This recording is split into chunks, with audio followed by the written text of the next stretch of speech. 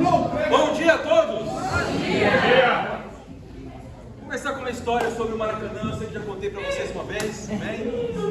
Eu sei que nós aqui no Rio de Janeiro gostamos muito de futebol, não? Então, quem aqui é flamenguista, levanta a mão. Olha só a diferença, ó. Olha só. Quem aqui é vascaíno, levanta a mão.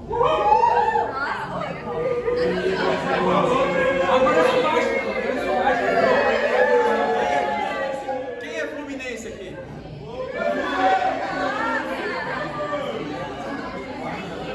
Onde estão os tiozinhos do Botafogo?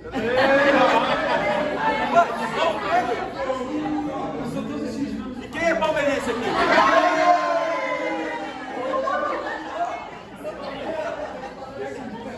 Tem mais palmeirense que fluminense aqui.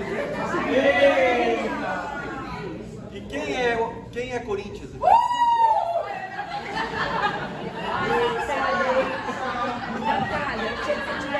Tem gente do São Paulo aqui?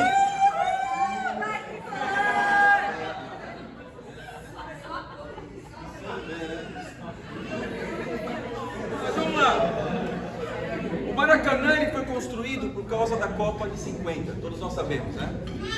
Então ele foi o maior estádio do mundo nessa época. E durante um tempo, desde 1950, conseguiu ser o maior do mundo por um certo espaço de tempo. E nesse estádio aconteceu algo que nós chamamos de Maracanaço, que foi a final de 1950 entre Brasil e Uruguai. O Brasil só precisava do quê? De um empate. Ele já tinha ganhado de 7-1 da Suécia, não sei se você sabe, mas o Brasil não só tomou de 7-1, ele já ganhou de 7-1 também. 7-1 da Suécia, e a Suécia era um bom time. Depois ganhou de 6-1 da Espanha. Então a expectativa estava muito grande. Maracanã cheio, o jogo estava 1-1, isso dava a vitória, a Copa para o Brasil. Então Jules Rimet, que é o nome daquela taça, Jules Rimet, não? Depois acabou sendo o nome da taça, Jules Rimet. Então ele já estava indo para o campo para entregar o prêmio para o Brasil, estava dirigindo para entregar a taça depois que o hino do Brasil fosse entoado no final do jogo. Porém, o silêncio toma conta do Maracanã aos 34 minutos do segundo tempo. O Brasil precisava de um empate, saiu ganhando, mas perdeu por 2-1, e os uruguaios sempre zombam dos brasileiros por causa de 1950. Então a maioria dos uruguaios nem nasceram, não estão mais vivos, não. Mas por causa desse resultado, existe a zombaria até hoje. Então os quase 200 mil torcedores demoraram mais de meia hora para deixar o estádio. Por quê? Porque eles estavam desolados, eles estavam boquiabertos pelo que estava acontecendo. Normalmente quando o seu time está perdendo, você sai do campo antes. Eles não. Eles saíram e ficaram lá um bom tempo, porque eles estavam extasiados, não sabiam o que estava acontecendo. Como pode uma coisa dessa? Perdermos um jogo tão importante. A vitória era segura. Ficar em segundo lugar é mais difícil, é pior do que ficar em terceiro lugar. Porque quando você fica em terceiro, você ganha. Não, você tem um segundo jogo, você está ganhando. Mas quando você fica em segundo, é porque você perdeu, né? Então, é a mesma coisa no Campeonato Brasileiro, na tabela. Então, quem fica em segundo lugar é pior do que quem se livrou como Vasco da zona do rebaixamento.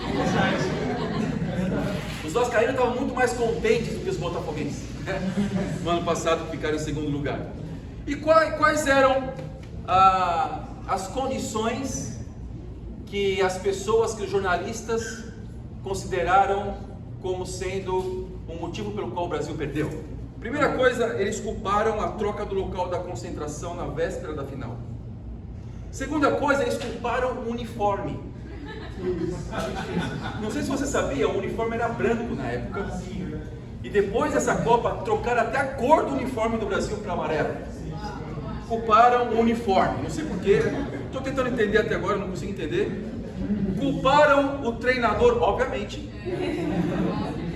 Sabe por quê? Porque o treinador Flávio Costa, ele, por 2 horas, obrigaram os jogadores a ficarem de pé numa missa antes do jogo. Então eles ficaram de pé numa missa antes do jogo por 2 horas. Tiveram que ficar de pé ali. E, obviamente, culparam o goleiro, o Moacir Barbosa. Ele era um goleiro incrível, talvez o melhor goleiro do mundo na época, mas por causa de uma falha, crucificaram o goleiro. Sabe, é interessante porque a gente sempre tem que encontrar um culpado. E, segundo os familiares, o Moacir Barbosa, ele morreu de tristeza por ser considerado e taxado como o culpado do que aconteceu com o Brasil naquela época. Mas mesmo assim, nós sabemos que Deus permitiu que tudo isso acontecesse. O Brasil nunca tinha ganhado uma Copa. Então a expectativa era muito grande que o Brasil ganhasse essa Copa. E então foi uma grande frustração para todo o povo brasileiro. Mas a Bíblia fala em Lamentações 3, versículo 37. Vamos lá, irmãos? Vamos lá. Lamentações 3, 37. Vamos começar com uma oração, amém? Amém. Deus e Pai, muito obrigado por estarmos aqui essa manhã. Anima nossos corações, Pai eterno, ajuda-nos a entendermos coisas espirituais por meio das situações que já aconteceram na história, em nossas vidas, ainda acontecem, Pai. Possamos sempre ter os olhos espirituais, olharmos, Pai eterno, com a visão que o Senhor quer que nós olhemos, e não, Pai, com uma visão humana, terrena, Pai. Ajuda-nos agora, Pai eterno, a sermos inspirados pelo Seu Santo Espírito, não somente para eu pregar aqui na frente, mas para também entendermos, Pai, para cada um aqui também ser inspirado, para que possa entender espiritualmente situações que podem fazer pessoas, cada um de nós, a nos arrependermos daquilo que nós precisamos. Ninguém aqui é perfeito, Pai eterno, precisamos tanto do Senhor, da Sua palavra, para nos corrigir, para nos repreender, para nos ensinar a maneira certa de viver para o Senhor, Pai. Obrigado por tudo, em nome de Jesus que oramos e agradecemos, amém. Amém. Lamentações, capítulo 3, versículo 37. Vamos, Renato. Diz assim: quem poderá falar e fazer acontecer se o Senhor não tiver decretado? Nós temos um princípio aqui nesse versículo muito importante, que é o princípio da soberania de Deus, apesar das coisas ruins que acontecem. Normalmente nós temos a tendência de culpar o maligno pelas coisas ruins que acontecem. Nós temos uma tendência sempre de levantar alguma questão do porquê eu estou assim, ou do porquê eu estou sofrendo, de culpar os perseguidores, de culpar as pessoas que fazem injustiça com cada um de nós. E nós muitas vezes não temos uma visão espiritual suficiente para entender que se está acontecendo alguma coisa ruim comigo, ainda que não seja Deus o causador, nós temos um Deus por trás disso que permite que aconteça. Então Deus permite que aconteça coisas ruins, mesmo para pessoas que são fiéis a Ele.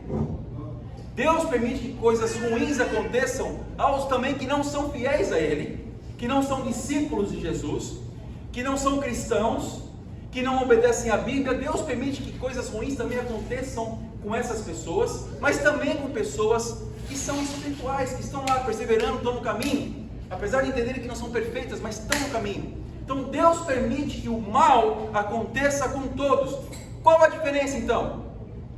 Quem é fiel a Deus encontra resultados espirituais. Quem é fiel a Deus encontra conforto bíblico e entendem espiritualmente o que está acontecendo. Quem não é espiritual, quem não tem a Bíblia como padrão em sua vida, o que acaba acontecendo?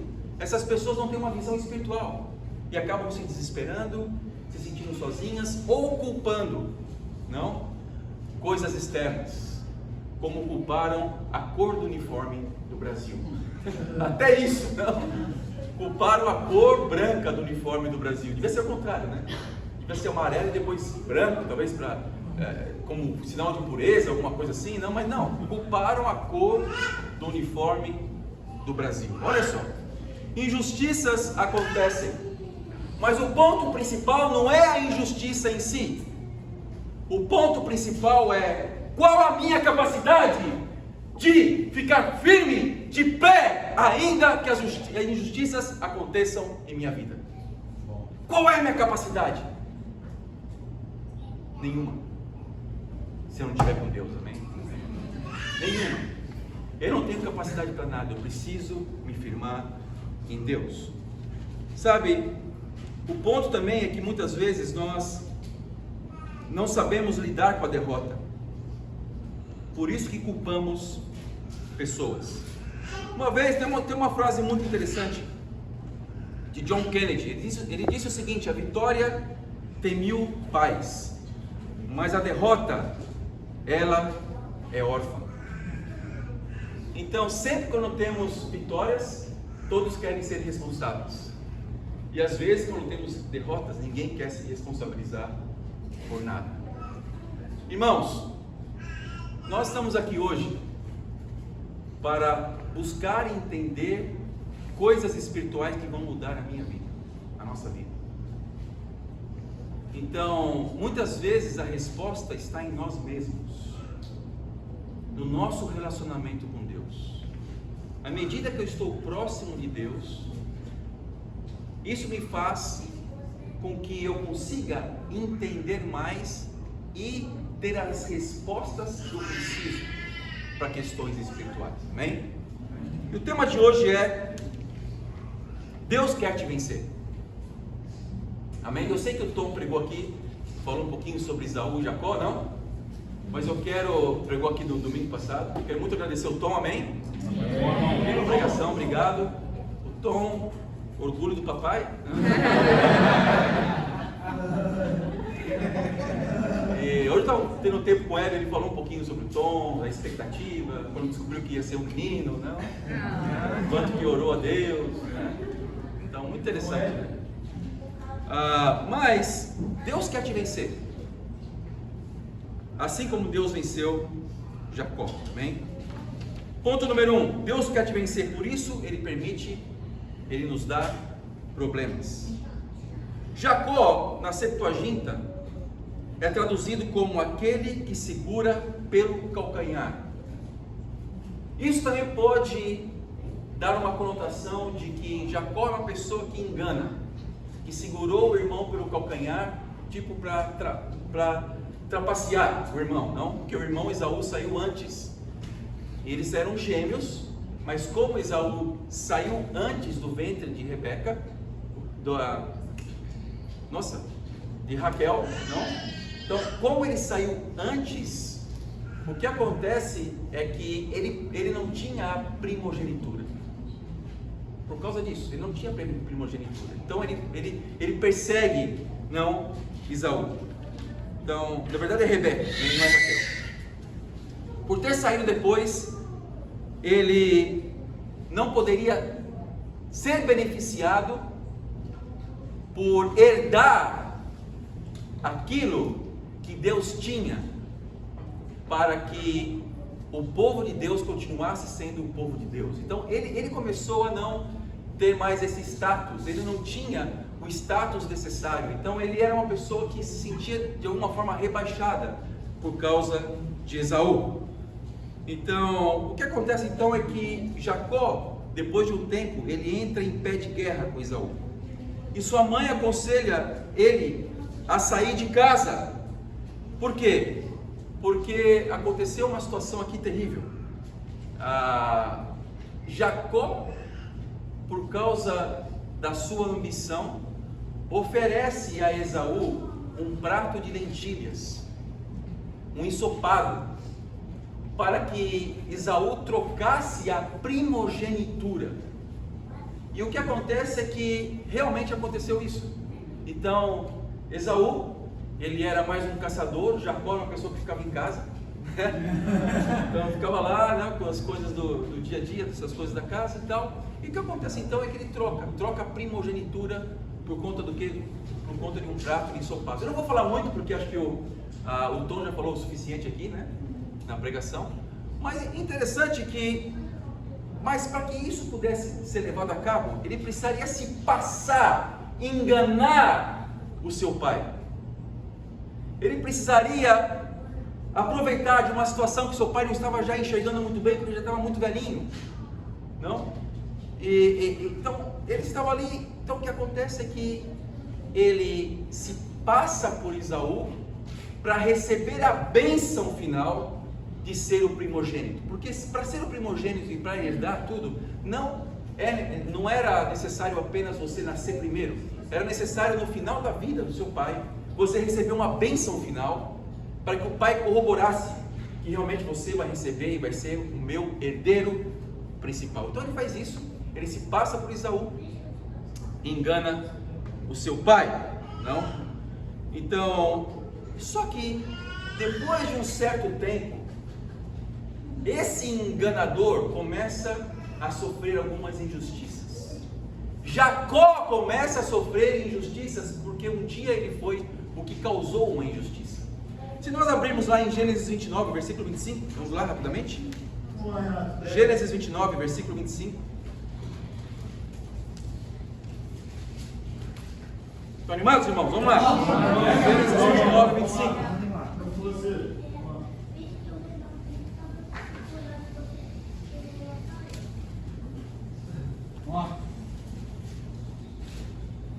Diz assim, aqui fala sobre o casamento de Jacó, mas olha o que fala no versículo 25. Quando chegou a manhã, lá estava Lia. Então Jacó disse a Labão: o que foi que você me fez? Eu não trabalhei por Raquel? Por que você me enganou? Então todos conhecem aqui a história da astúcia de Labão. Depois de falar para Jacó trabalhar bastante para poder ter em casamento Raquel, na hora lá do casamento, o que acabou acontecendo?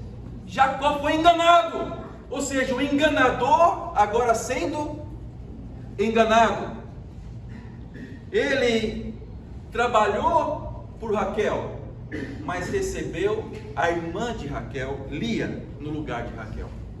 O que eu quero dizer hoje com isso, irmãos?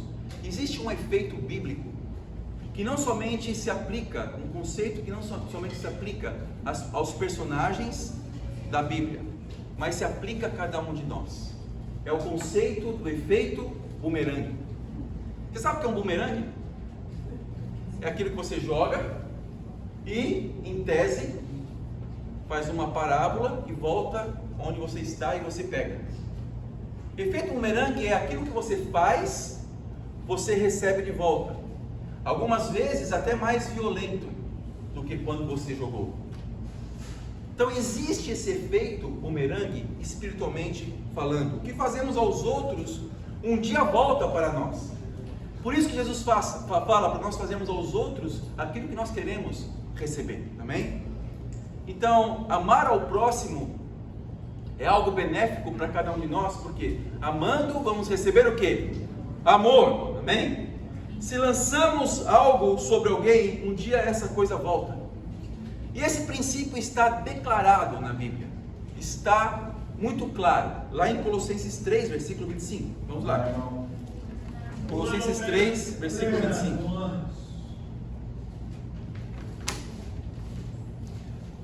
Colossenses 3, 25. Vamos lá.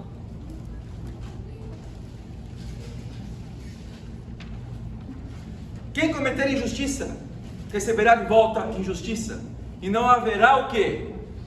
Exceção para ninguém. Então, aquilo que nós cometemos de injustiça, receberemos também injustiça. O efeito bumerangue. E essa não foi uma exclusividade somente de Jacó. Outros personagens bíblicos também passaram por isso. Vocês se lembram o que Davi fez com Urias? Sim. Lançou na frente da batalha para que ele pudesse morrer. Por quê? Porque Davi tinha se relacionado com a esposa dele, cometido adultério com a esposa de Urias. Mas qual foi o efeito bumerangue disso? O filho dele depois morreu. Olha que interessante. O filho de Davi com Batseba, que era a esposa com a qual Davi adulterou, Urias morreu. Urias morreu na frente da batalha. Davi foi o mandante desse crime. mas depois ele perdeu o filho. O mesmo aconteceu com Saul. Saul tentou matar Davi com uma lança, mas depois o que aconteceu? Ele morreu em cima da própria lança. Olha que interessante.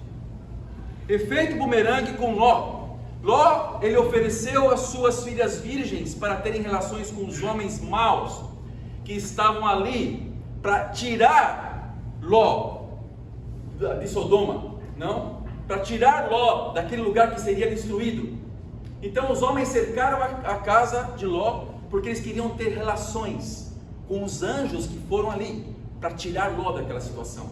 Então qual a solução ilógica, terrível, nem um pouco espiritual de Ló? Vou oferecer minhas filhas para esses homens. Por causa disso, depois de um tempo, as filhas embebedaram o pai para ter relações com ele. Olha que coisa terrível. Imoralidade sexual. Então nós vemos vários efeitos bumerangues na Bíblia. Isso pode acontecer com a sua vida também. Talvez o que nós estamos sofrendo hoje seja o efeito de algo que nós fizemos anteriormente. Talvez alguns pais não entendem o porquê os seus filhos estão numa situação ruim na vida. Talvez porque foram negligentes um dia. Maridos que não demonstram amor pela esposa, depois não entendem o porquê a esposa também não querem ter intimidade com os maridos. Esposas que querem um marido espiritual que lidere a casa segundo a vontade de Deus, mas não entendem que o marido não consegue ficar espiritual e liderar a casa. Por quê? Porque talvez alguma esposa se descontrolou em alguma situação, criando amargura no coração do marido. No trabalho, as pessoas que manipulam situações, mentem para obter vantagens ilegais, depois não entendem o porquê foi mandado embora. Acham que seja uma injustiça.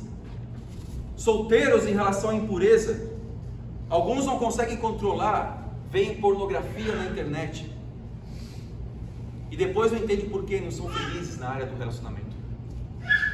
Sabe o que é isso? Efeito bumerangue. Sabe? Fofocas, pessoas que não se aguentam e falam mal de alguém, depois não entendem o porquê você fica mal falado na boca de outras pessoas. Pessoas que roubam as glórias de Deus nas vitórias espirituais do seu bate-papo na igreja, e depois não entendem porque Deus paralisa o seu bate-papo. É o que fala lá na Bíblia, não? Vamos lá para Jó 37, versículo 7. Vamos lá.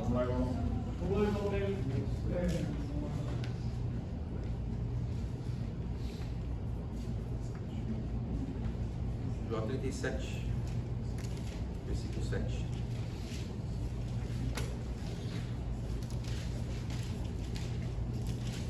Vamos, irmão. Vamos lá. Olha que interessante. Ele paralisa o trabalho de cada homem, a fim de que todos os que ele criou conheçam a sua obra. Então Deus é capaz de paralisar o crescimento espiritual da igreja, até que todos nós reconheçamos e demos glórias a Deus verdadeiramente. Assim é o nosso Deus. É por isso que nessa quarta e nessa quinta nós vamos ter um culto onde nós vamos orar, ler algumas escrituras somente para agradecer a Deus, amém? Amém. Somente para isso. Por quê? Porque Deus tem que ser glorificado no nosso meio. Tem pessoas que amam mais a igreja do que a Deus. Você estava falando isso com ele hoje, né? Tem pessoas que amam mais a instituição do que o próprio Deus. Não, nós temos que amar a Deus acima de tudo, amém? A igreja é um hospital onde chegam as pessoas feridas que precisam ser tratadas. A igreja é um local, nós estamos aqui como igreja, não? Nós somos a igreja. Por quê? Nós fazemos a igreja aqui porque temos um convívio, queremos ajudar um ao outro. queremos aprender um com o outro, queremos ver os exemplos, queremos saber de boas notícias, mas eu não posso colocar isso acima de Deus. Se eu faço isso, se eu coloco uma instituição acima de Deus, significa que eu não estou amando a Deus o suficiente. E quando eu começo a enxergar as imperfeições de uma instituição, porque todos nós somos imperfeitos, o que acaba acontecendo? Nós nos frustramos. A minha fé depende de Deus, amém? Aqui é uma reunião de pessoas imperfeitas. É uma reunião, aqui é um hospício, sei lá, é um hospital, sei, aqui tem aleijados aqui, temos vários tipos de problemas espirituais aqui. E um bando de louco reunido junto, no mesmo local. Assim nós somos aqui. Então eu não posso colocar isso acima de Deus. O meu relacionamento com Deus é que vai ditar as regras da minha espiritualidade, não as atividades que eu faço na igreja. Uma vez que eu coloco Deus acima de tudo, dou os devidos créditos a Deus, honro a Deus, eu vou estar crescendo espiritualmente e eu vou acrescentar na vida de alguém aqui. Esse é o grande princípio. Mas infelizmente, as igrejas, por aí, elas são como partidos políticos, né? Um contra os outros, assim, é uma guerra doutrinária, né? As pessoas se orgulhando por dizer que eu faço parte da igreja tal, mas eu tenho orgulho por ser da igreja tal, e assim vai, não? Colocam adesivos no seu carro, assim, por quê? Porque estão levantando uma instituição, mas estão entendendo que a igreja verdadeira mesmo é a noiva de Cristo. Então nós estamos aqui como noivas de Cristo, estamos prometidos em casamento a Jesus Cristo, e Jesus é o principal, amém? Então foca a sua mente em Deus sempre. Olha, tem mais ou menos uns 30 anos desde quando eu fui batizado. No final do ano agora eu vou fazer 30 anos como discípulo, amém? Amém. Então muitas coisas eu já passei, eu já vi muitas coisas acontecendo. Se minha mente não está em Deus, eu me frustro sempre. Então por isso que é importante toda manhã fazermos bons tempos com Deus, orarmos. É como vestir uma armadura, como fala em Efésios 6. Colocamos uma armadura para enfrentar o dia, quando nós oramos e lemos a palavra de Deus antes de sairmos para a batalha do dia.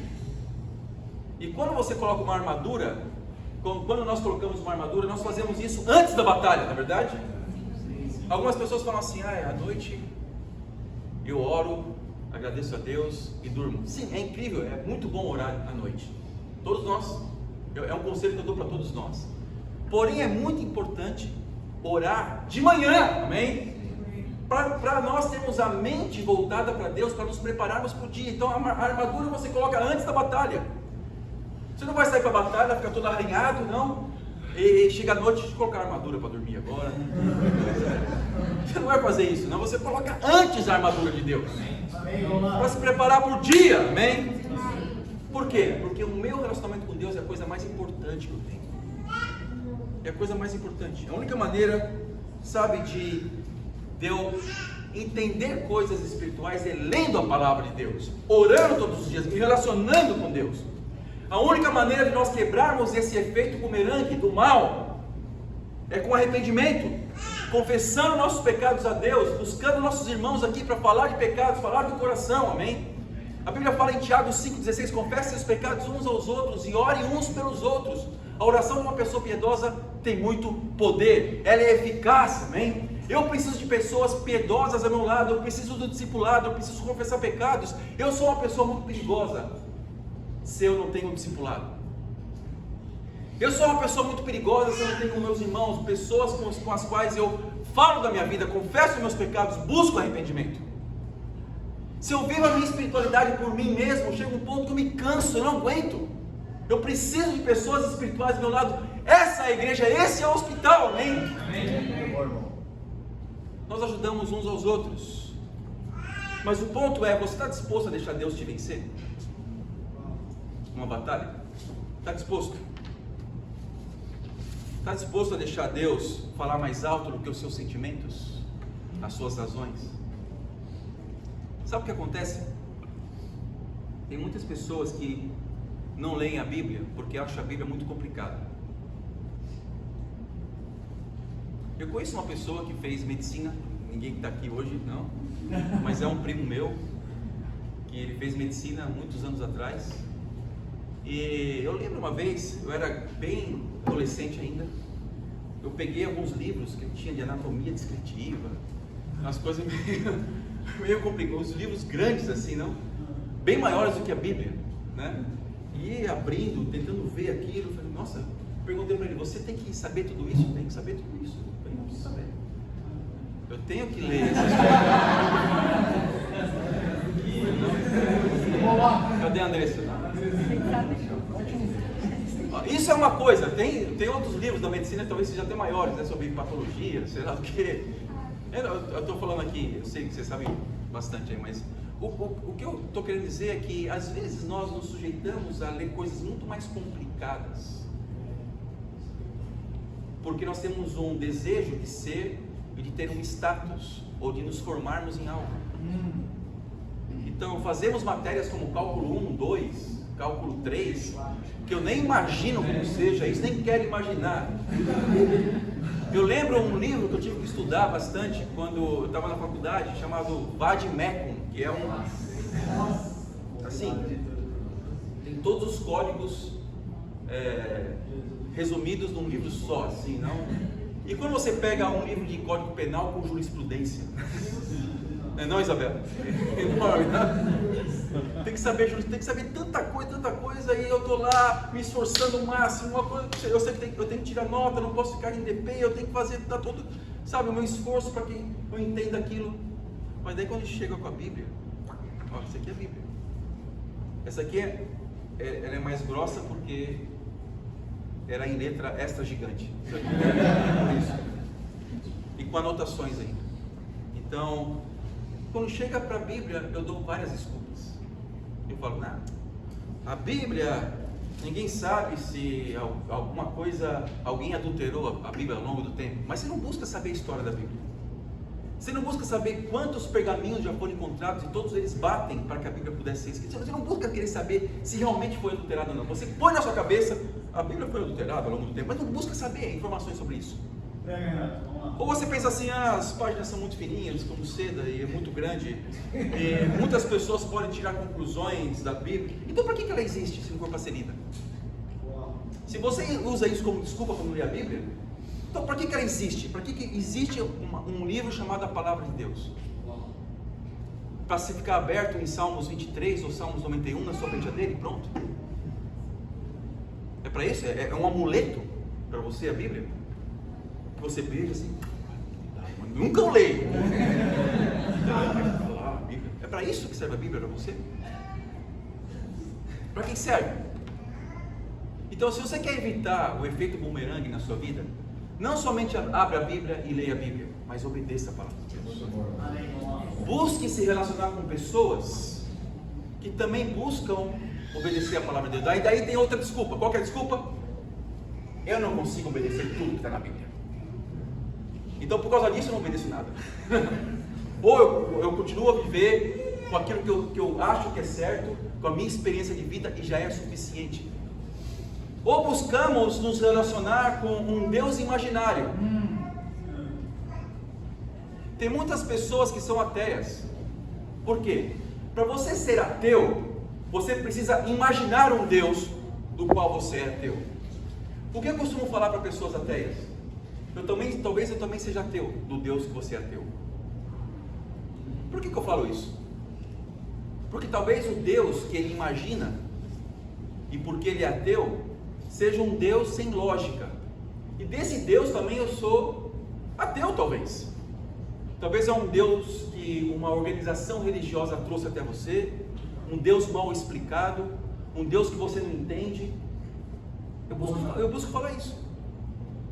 Agora, eu queria mostrar para você um Deus do qual eu tenho experiência e não somente conhecimento.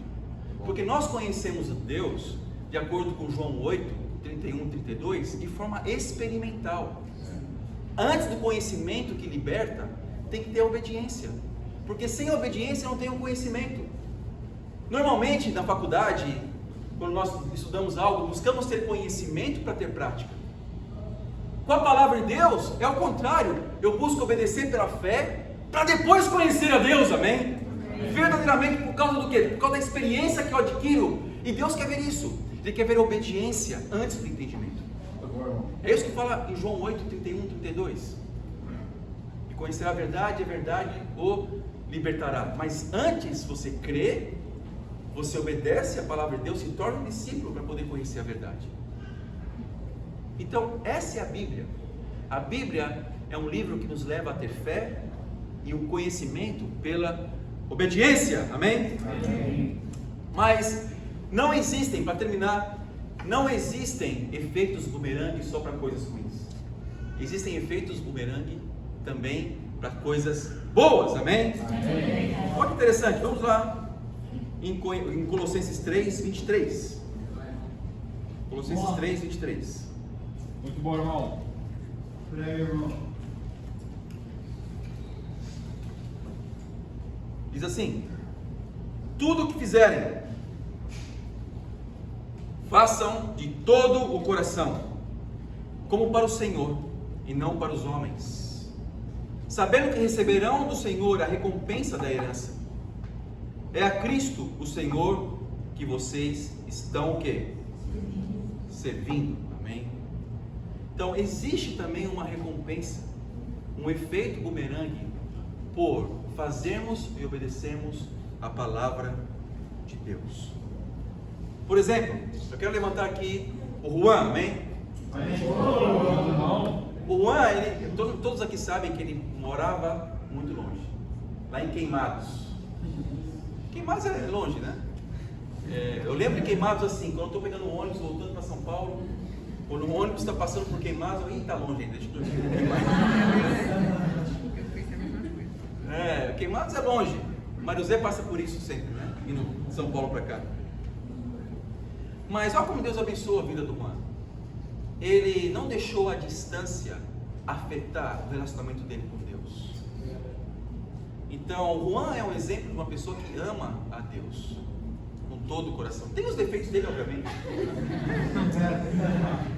Então, mas ele ama a Deus. Então, com o passar do tempo, Deus começou a abençoar a vida do Juan. O Juan veio morar na REP, passou no concurso do Banco do Brasil, está namorando uma namorada bonita. Talvez a explicação é que ela usa óculos, não? Mas Deus tem abençoado profundamente a vida do Juan. É um efeito bumerangue pela fidelidade dele a Deus. Temos outros irmãos aqui que moram distante. Temos também esse nenezinho que está gritando aqui, é o Gabriel. Então, nós temos o Bergson e a Heloise e o Gabriel, não, que moram distantes, moram em Cachoeiras de Macacu, é mais longe que Queimados, eu acho. E também não deixam a distância afetar no relacionamento deles com Deus. E olha como Deus abençoa a vida deles. Então, eles têm agora um filhinho, que parece muito Bergson, não? Até é chamado de Bergsonzinho. Olha como Deus é misericordioso. Deus deu um filho a eles bonito, apesar do pai, e que parece o pai. Não dá para entender a misericórdia de Deus, não? Então, eu também cito o meu exemplo com Maria José. Deus tem abençoado muito a nossa vida, né? Então, uma das bênçãos está aqui, que é a Isabela. Então, apesar de ser bonita, parece com o pai, né? Misericórdia de Deus, né? Então, assim Deus faz. Deus abençoa a nossa fidelidade também, e quer abençoar cada um de nós. Deus está ávido por abençoar cada um de nós. Mas nós mostramos o que antes? Fidelidade. A fidelidade a Deus, a integridade com Deus, quando nós buscamos nos arrepender dos nossos pecados constantemente, traz benefícios a curto, médio e longo prazos. Amém? Então, depois nós vemos que Jacó travou uma luta, né? Aqui, e depois dessa luta que ele trava com Deus, Deus venceu Jacó, e por Deus ter vencido Jacó, Deus muda o nome de Jacó para Israel. Amém? E por conta disso, Deus começa a abençoar a vida de Jacó. É assim que Deus quer, abençoar a vida de cada um de nós. Então vale a pena, amém? Perseverarmos até o fim. Vale a pena entregarmos todo o nosso coração. Vale a pena nós nos esforçarmos para termos valores espirituais, os valores mais importantes da nossa vida. Aqueles que vão ficar para a eternidade são aqueles espirituais. Com qual comprometimento nós buscamos esses valores? Com qual comprometimento você busca a palavra de Deus para ter esses valores? Com qual comprometimento você se envolve com pessoas espirituais ao seu redor para ter valores espirituais? Nós fazemos tantas coisas para termos coisas desse mundo. Construímos às vezes um patrimônio enorme, temos sonhos em relação a isso muito grandes, mas com qual comprometimento? Cada um de nós aqui busca ser igual a Jesus Cristo. Mas aí, Renato, ser igual a Jesus Cristo não dá, né? Ser igual a Jesus Cristo já é muito. Sim, ninguém aqui vai ser igualzinho a Jesus Cristo. É por isso que nós somos discípulos de Jesus. Buscamos nos esforçar ao máximo para sermos iguais ao Mestre. Muitos se consideram discípulos de Jesus sem abrir a Bíblia todos os dias, sem ver a palavra de Deus. Muitos buscam e dizem que são discípulos de Jesus sem se relacionar com pessoas que também são discípulos de Jesus Cristo. Sabe por quê? Porque estão acostumados a viver numa superficialidade. Daí quando o bumerangue volta, não entende por quê tantas coisas ruins estão acontecendo. Mas aos que se arrependem, como o Hélio, por exemplo, amém? É nítido ver o quanto o Hélio está feliz, está alegre. É nítido ver o quanto o Hélio tem sido uma alegria para todos nós aqui. Por quê? Porque apesar dos problemas, agora ele é um homem arrependido e que eu tenho certeza absoluta que as coisas boas estão ainda por vir. Amém? Assim é para todos nós, e a Deus sejam dadas todas as glórias. Amém.